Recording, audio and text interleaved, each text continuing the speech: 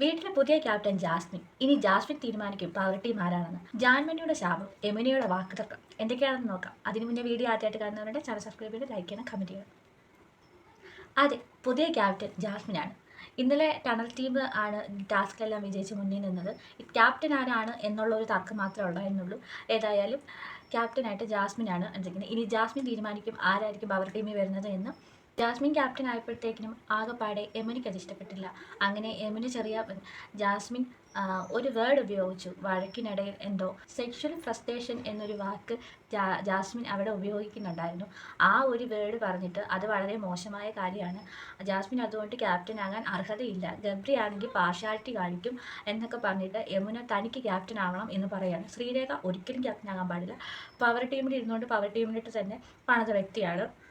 വ്യത്യസ്ത അഭിപ്രായങ്ങളൊക്കെയാണ് എന്നൊക്കെ പറഞ്ഞിട്ടാണ് യമുന ഇവിടെ പറഞ്ഞിരിക്കുന്നത്.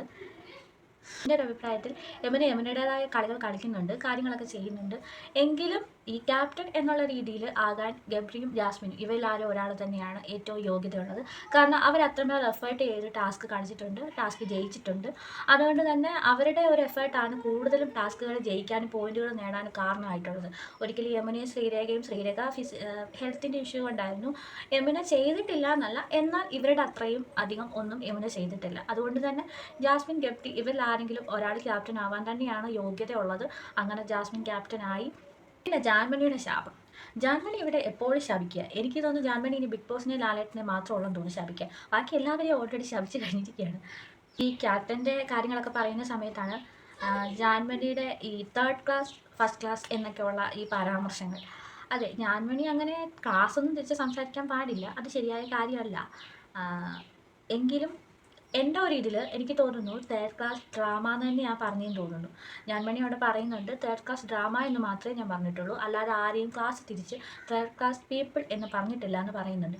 അത് ജിൻഡോയ്ക്ക് കൊടുത്ത പണിഷ്മെൻറ്റ് ചെയ്തുകൊണ്ടിരുന്ന സമയത്ത് നോറ ഇടയ്ക്ക് കയറി ഫ്ലോർ ക്ലീൻ ചെയ്യാൻ വന്നപ്പോഴാണ് ജാൻമണി ഇതുപോലെ പറയുന്നത് തേർഡ് ക്ലാസ് ഡ്രാമ കാണിക്കാൻ പാടില്ല എന്ന്. ഡ്രാമ എന്ന് തന്നെയാണ് പറഞ്ഞത്. പീപ്പിൾ ഇനി പറഞ്ഞിട്ടുണ്ടോ ഇല്ലയോ നമ്മൾ ശ്രദ്ധിക്കാഞ്ഞതാണോ, അവിടെ ആരെങ്കിലും കേട്ടിട്ടുണ്ടാകുമോ നമുക്കറിയില്ല. നമ്മൾ കണ്ട ഇതിൽ ഡ്രാമ എന്നാണ് തന്നെ. ഏതായാലും ക്ലിപ്പിങ്സ് വേണം, വീഡിയോ വേണോ എന്നൊക്കെ പറഞ്ഞിട്ടുണ്ട്. അതൊക്കെ ലാലേട്ടൻ വരുന്ന എപ്പിസോഡിൽ കാണിക്കുകയാണെങ്കിൽ നമുക്ക് കൃത്യമായിട്ട് എന്താണ് ജാൻമണി പറഞ്ഞതെന്ന് മനസ്സിലാക്കാം. ആ ഒരു കാര്യം. ജാൻമണിയുടെ ശാപം. ജാൻമണി എന്തിനാണ് എപ്പോഴും ഒന്ന് പറഞ്ഞ് രണ്ടാമത്തേന് എല്ലാവരും ശപിക്കാൻ നിൽക്കുന്നത്?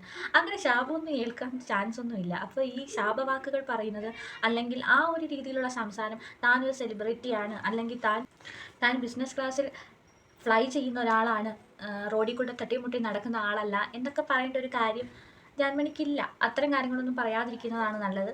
ബിഗ് ബോസ് ഹൗസിൽ കണ്ടസ്റ്റൻസ് എല്ലാം ഒരുപോലെയാണ്. അവിടെ കമ്മ്യൂണിറ്റിന്നോ അല്ലെങ്കിൽ മറ്റൊരു വ്യത്യാസങ്ങളുമില്ല. ആൺ പെൺ വ്യത്യാസമില്ല, ഒന്നുമില്ല. എല്ലാവരും ഒരുപോലത്തെ കണ്ടസ്റ്റൻസാണ്. എല്ലാവരും ഒരുപോലെ ഗെയിം കളിക്കണം. എല്ലാവർക്കും തുല്യ അവകാശങ്ങളാണ്. ഒരുപോലെ നന്നായിട്ട് ഗെയിം കളിച്ചാൽ അവരൊരുപാട് മുന്നിലോട്ട് പോകും. അല്ലാതെ ഇങ്ങനെ ക്ലാസ് തിരിച്ചു സംസാരിക്കുന്നത് ശരിയായ കാര്യമല്ല. കഴിഞ്ഞ സീസണിലൊക്കെ ഈ കമ്മ്യൂണിറ്റിയിൽ നിന്ന് വന്നവർ തന്നുപോയ ഒരു ഇമേജ് ഉണ്ട്. അതായത് മൊത്തത്തിലുണ്ടായിരുന്ന എല്ലാവരുടെയും ഇമേജിനെ മാറ്റിമറിക്കുന്ന ഒരു രീതിയിലായിരുന്നു കഴിഞ്ഞ സീസണിൽ നാദിറയൊക്കെ വന്ന് ചെയ്തത്. ആ ഒരു റെസ്പെക്റ്റ് കളയുന്ന രീതിയിൽ ഒരിക്കലും ജാൻമണി ഇവിടെ ചെയ്യരുത് എന്നാണ് എൻ്റെ ഒരു പേഴ്സണലി അഭിപ്രായം. പിന്നെ ആളങ്ങനെ പറഞ്ഞിട്ടുണ്ടോ ഇല്ലയോ എന്നുള്ളത് നമ്മൾ നോക്കി കാണുക തന്നെ ചെയ്യേണ്ട കാര്യമാണ്. ഏതായാലും ജാസ്മിൻ്റെ ക്യാപ്റ്റൻസിയിൽ ഹൗസ് എങ്ങനെ പോകും, പവർ ടീം എങ്ങനെ പോകും, കാര്യങ്ങളൊക്കെ എങ്ങനെയാകും എന്നൊക്കെ നമുക്ക് നോക്കാം. ഇനി ജാസ്മിൻ്റെ ഈ ക്യാപ്റ്റൻസി ജാൻമണിക്ക് ശപിക്കേണ്ടി വരുമോ എന്നും നമുക്ക് നോക്കാം. ഏതായാലും ഞാൻ ഇനിയും വരും. അതുവരെ ബൈ.